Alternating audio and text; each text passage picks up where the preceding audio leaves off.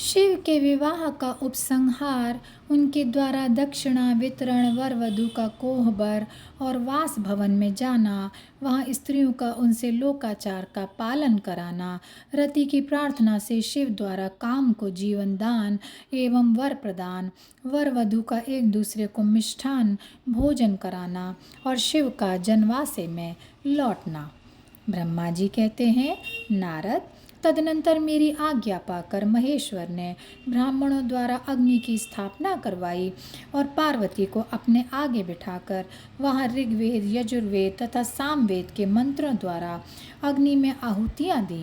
तात उस समय काली के भाई मैनाक ने लावा की अंजलि दी और काली तथा शिव दोनों ने आहुति देकर लोकाचार का आश्रय ले प्रसन्नतापूर्वक अग्निदेव की परिक्रमा की।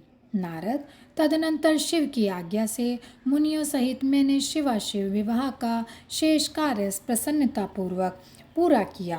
फिर उन दोनों दंपत्ति के मस्तक का अभिषेक हुआ। ब्राह्मणों ने उन्हें आदरपूर्वक ध्रुव का दर्शन कराया। तत्पश्चात हृदयालंबन का कार्य हुआ। फिर बड़े उत्सव के साथ स्वस्ति वाचन किया गया।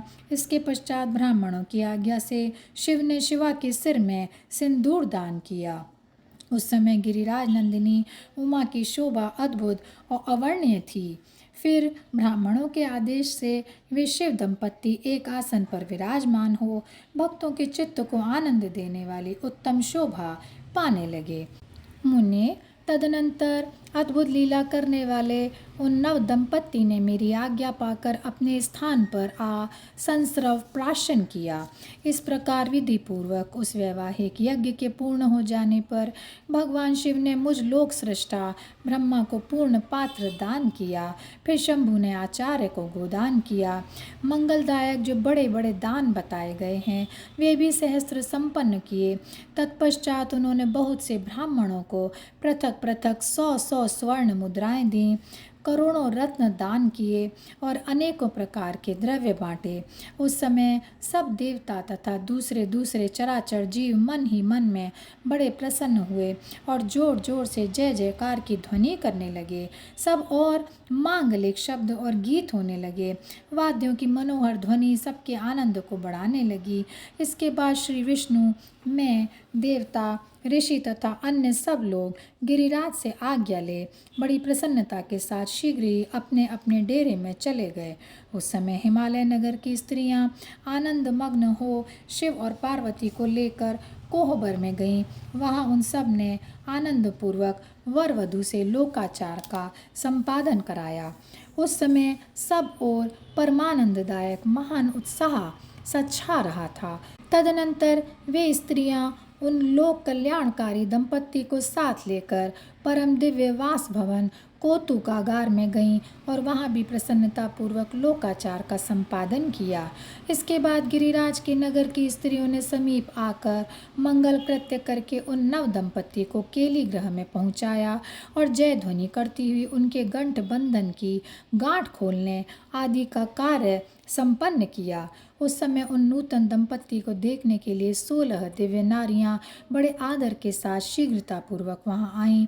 उनके नाम इस प्रकार हैं: सरस्वती, लक्ष्मी, सावित्री, गंगा, अदिति, शची, लोपामुद्रा, अरुंधति, अहल्या, तुलसी, स्वाहा, रोहिणी, पृथ्वी, शतरूपा, संज्ञा तथा रति। ये देवांगनाएं तथा मनोहारिणी देवकन्या, नागकन्या और मुनि कन्याएं भी वहां आ पहुंची। वहां जितनी स्त्रियां उपस्थित थीं उन सब की गणना करने में कौन समर्थ है। उनके दिए हुए रत्नमय सिंहासन पर भगवान शिव प्रसन्नतापूर्वक बैठे। उस समय उन्होंने शिव से नाना प्रकार की विनोदपूर्ण बातें कहीं। तदनंतर प्रसन्नचित्त हुए महेश्वर ने अपनी पत्नी के साथ मिष्टान्न भोजन और आचमन करके कपूर डाला और पान खाया। इसी अवसर पर अनुकूल समय जान प्रसन्न हुई रति ने दीनवत्सल भगवान शंकर से कहा, भगवान, पार्वती का पाणी ग्रहण करके आपने अत्यंत दुर्लभ सौभाग्य प्राप्त किया है। बताइए, मेरे प्राणनाथ को जो सर्वथा स्वार्थ रहित थे आपने क्यों भस्म कर डाला। अब यहाँ मेरे पति को जीवित कीजिए और अपने अंतःकरण में काम संबंधी व्यापार को जगाइए। आपको और मुझको जो समान रूप से वियोग जनित संताप प्राप्त हुआ है उसे दूर कीजिए। महेश्वर, आपके इस विवाह उत्सव में सब लोग सुखी हुए हैं, केवल मैं ही अपने पति के बिना दुख में डूबी हुई हूँ। देव शंकर, प्रसन्न हो जाइए और मुझे सनाथ कीजिए। दीन बंधो, परम प्रभो, अपनी कही हुई बात को सत्य कीजिए। चराचर प्राणियों सहित तीनों लोकों में आपके सिवा दूसरा कौन है जो मेरे दुख का नाश करने में समर्थ हो?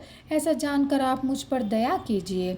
दीनों पर दया करने वाले हे नाथ, सबको आनंद प्रदान करने वाले अपने इस विवाह उत्सव में मुझे भी उत्सव संपन्न बनाइए। मेरे प्राणनाथ के जीवित होने पर ही अपनी प्रिय पार्वती के साथ आपका सुंदर विहार परिपूर्ण होगा, इसमें कोई संशय नहीं है। सर्वेश्वर, आप सब कुछ करने में समर्थ हैं, क्योंकि आप ही परमेश्वर हैं। यहाँ अधिक कहने से क्या लाभ। सर्वेश्वर, आप शीघ्र मेरे पति को जीवित कीजिए। ऐसा कहकर रति ने गांठ में बंधा हुआ कामदेव के शरीर का भस्म शंभू को दे दिया और उनके सामने हा नाथ कहकर रोने लगी। रति का रोदन सुनकर सरस्वती आदि सभी देवियां भी रोने लगीं और अत्यंत दीन वाणी में बोली, प्रभो, आपका नाम भक्तवत्सल है, आप दीन बंधु और दया के सागर हैं, अतः काम को जीवन दान दे दीजिए और रति को उत्साहित कीजिए। आपको नमस्कार है। ब्रह्मा जी कहते हैं, नारद, उन सब की यह बात सुनकर महेश्वर प्रसन्न हो गए। उन करुणा सागर प्रभु ने तत्काल ही रति पर कृपा की। भगवान शूलपाणी की अमृतमयी दृष्टि पड़ते ही पहले जैसे रूप, वेश और चिन्ह से युक्त अद्भुत मूर्तिधारी सुंदर कामदेव उस भस्म से प्रकट हो गया। अपने पति को वैसे ही रूप, आकृति, मंद मुस्कान, धनुष बाण से युक्त देख रति ने महेश्वर को प्रणाम किया। वह कृतार्थ हो गई। उसने प्राणनाथ की प्राप्ति कराने वाले भगवान शिव का अपने जीवित पति के साथ हाथ जोड़कर बारंबार स्तवन किया। पत्नी सहित काम की हुई स्तुति को सुनकर दयाद्र हृदय भगवान शंकर अत्यंत प्रसन्न हुए और इस प्रकार बोले। शंकर जी ने कहा, मनोभव, पत्नी सहित तुमने जो स्तुति की है उससे मैं बहुत प्रसन्न हूँ। स्वयं प्रकट होने वाले काम, तुम वर मांगो, मैं तुम्हें मनोवांछित वस्तु दूंगा। शंभू का यह वचन सुनकर कामदेव महान आनंद में निमग्न हो गया और हाथ जोड़कर मस्तक झुकाकर गदगद वाणी में बोला। कामदेव ने कहा, देव महादेव, करुणा सागर प्रभो, यदि आप मुझ पर प्रसन्न हैं तो मेरे लिए आनंददायक होइए। प्रभो, पूर्व काल में मैंने जो अपराध किया था उसे क्षमा कीजिए। स्वजनों के प्रति परम प्रेम और अपने चरणों की भक्ति दे दीजिए। कामदेव का यह कथन सुनकर परमेश्वर शिव प्रसन्न होकर बोले, बहुत अच्छा। इसके बाद उन करुणानिधि ने हंसकर कहा, महामते कामदेव, मैं तुम पर प्रसन्न हूँ। तुम अपने मन से भय को निकाल दो, भगवान विष्णु के पास जाओ और इस घर से बाहर ही रहो। तदनंतर काम शिव जी को प्रणाम करके बाहर आ गया। विष्णु आदि देवताओं ने उसे आशीर्वाद दिया। उसके बाद भगवान शंकर ने उस वास भवन में पार्वती को बाएं बिठाकर मिष्टान्न भोजन कराया और पार्वती जी ने भी प्रसन्नतापूर्वक उनका मुंह मीठा किया।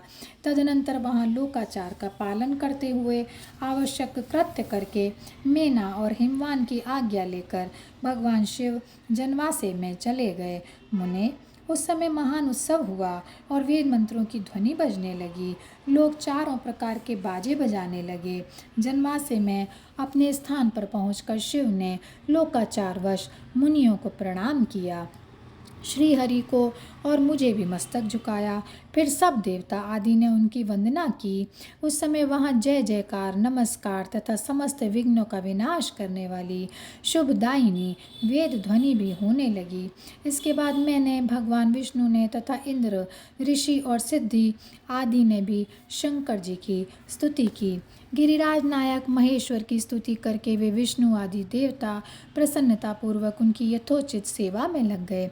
तत्पश्चात लीला पूर्वक शरीर धारण करने वाले महेश्वर शंभु ने उन सबको सम्मान दिया। फिर उन परमेश्वर की आज्ञा पाकर वे विष्णु आदि देवता अत्यंत प्रसन्न हो अपने अपने विश्राम स्थान को चले गए। और यहीं पर यह अध्याय समाप्त होता है। ओम नमः शिवाय, ओम नमः शिवाय, ओम नमः शिवाय। ओम नमः शिवाय, ओम नमः शिवाय, ओम